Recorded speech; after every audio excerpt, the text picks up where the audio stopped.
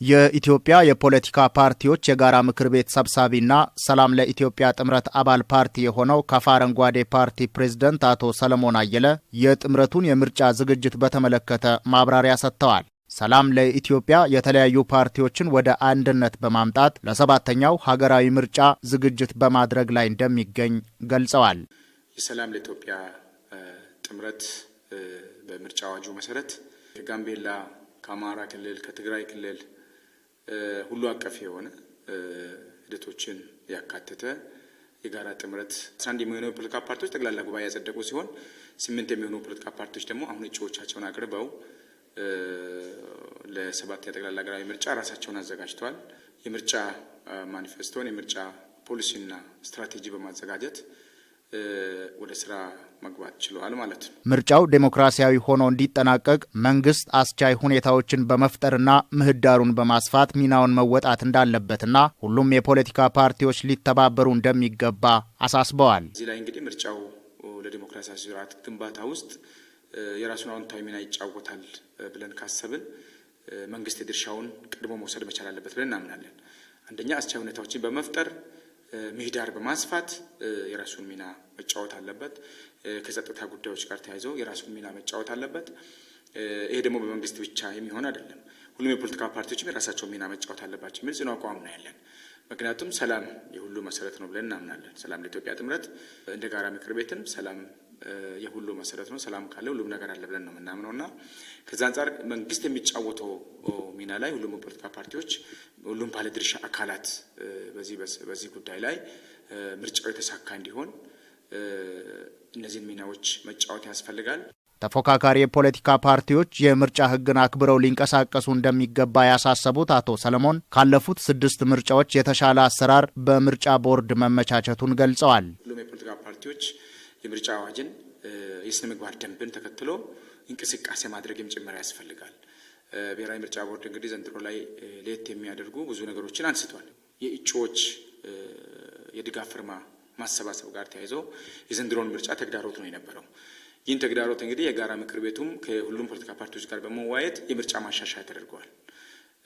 የእጩዎች የድጋፍ ፍርማ ዘንድሮ ምርጫ ላይ እንዲቀር ተደርገዋል። እጩ በፊት የሚመዘገበው በምርጫ ቦርድ በኩል ነው። ዘንድሮ ላይ ግን እያንዳንዱ የፖለቲካ ፓርቲዎች የእጩ ምዝገባን በቴክኖሎጂ የታገዘበት ሂደት ነው ያለው። ምርጫ ቦርድ እንደገና ቀን እስከ ማራዘም እነዚህ እጩዎች የቀረቡ እጩዎች ሳይሳተፉ እንዳይቀሩ ያደረጋቸው ነገሮች እጅግ የሚመሰገኑ ናቸውና ይህ ቴክኖሎጂ እንግዲህ ዘንድሮ ላይ ይህ የመጀመሪያ እጩዎች የምዝገባ ሂደት በፓርቲዎች ምዝገባ የተጠናቀቀበት ሂደት አለ።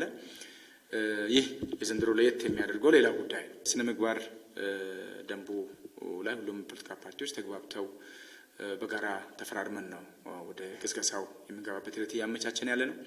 እንግዲህ እዚህ ላይ ቢያንስ ፓርቲዎች በሚዲያ በማህበራዊ ሚዲያዎች የሚያስተላልፏቸው መልእክቶች ሀገርን የሚያፈርሱ ህዝቡን የሚያጋጩ ሐሰተኛ መረጃዎችን ማስተላለፍ ፈጽሞ የተከለከለ ነው። አሁን በሚዲያ ለምሳሌ የተጀመሩ የምርጫ ክርክሮች አሉ። የፖሊሲ አማራጮቻቸውን፣ ሀሳቦቻቸውን ለህዝቡ የሚሸጡበት የሚዲያ ሂደት ነው የተፈጠረው። ይህ ተጠናክሮ መቀጠል መቻል አለበት። ስለዚህ ይህ የሚዲያ ልምምድ በፊት በአብዛኛው ጊዜ ያልነበረ ይህ ክርክር ሁሉም ፖለቲካ ፓርቲዎችን ያላሳተፈ ጥቂቶችን ብቻ የሚያሳተፍ ሂደት ነው የነበረው።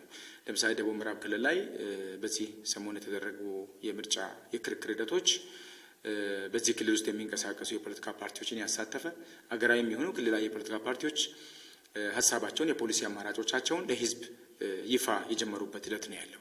ስለዚህ መራጩ ካርዱን መውሰድ መቻል አለበት።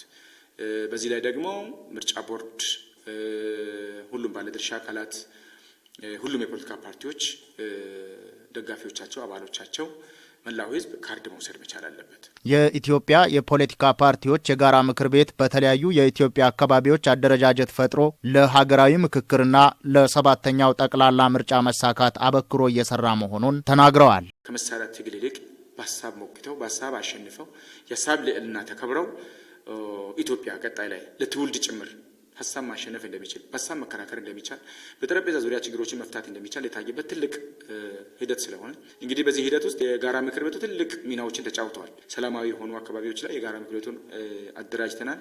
ኦልሞስት ከትግራይ ክልል በስተቀር ሁሉም ክልሎች ላይ አደራጅተናል። የጋራ ምክር ቤቱን በደንብ ፋንክሽናል ውጤታማ ሆኖ ስራዎችን እየሰራ ነው ያለው።